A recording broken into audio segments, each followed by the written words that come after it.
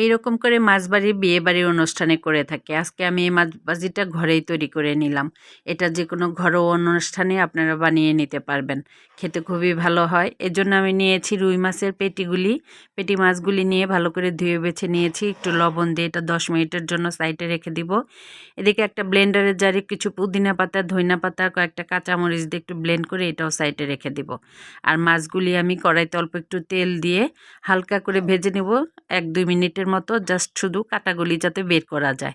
একটা বাটি নিয়েছি, তার মধ্যে আদা রসুন বাটা দিয়ে লবণ আর পুদিনা পাতার পেস্ট আর লেবু দিয়ে এটা ভালো করে একটু মেখে এখন মাছগুলি থেকে আমি কাটা ছাড়িয়ে নিয়েছি। এই মাছগুলি থেকে এখন চামড়াটাও আমি একটু উঠিয়ে নিব। নিয়ে একটা একটা করে মাছ এখন এই মশলার ভিতরে দিয়ে হালকা হাতে আমি এটা মেখে 10 মিনিটের জন্য এটাও একটু সাইডে রেখে দিব, যাতে মশলাটা মাছের মধ্যে একটু ঢুকে। আর পুদিনা পাতার ফ্লেভারটাই মাছের সাথে খুবই ভালো লাগে খেতে। এখন অন্য একটা বাটি নিয়েছি, বাটির মধ্যে আমি দিয়ে দিব 3 টেবিল চামচ ময়দা আর 2 টেবিল চামচ কর্নফ্লাওয়ার। দিয়ে দিব এর মধ্যে বেকিং সোডা, বেকিং পাউডার, গোলমরিচের গুঁড়া, একটু লবণ আর একটা ডিম দিয়ে আমি প্রথমে একটু ভালো করে মেখে নিব।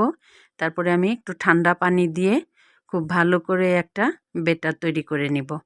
একটু ঘন ব্যাটারটা বানাবো যাতে মাছগুলি খুব ভালো করে কোট করা যায়।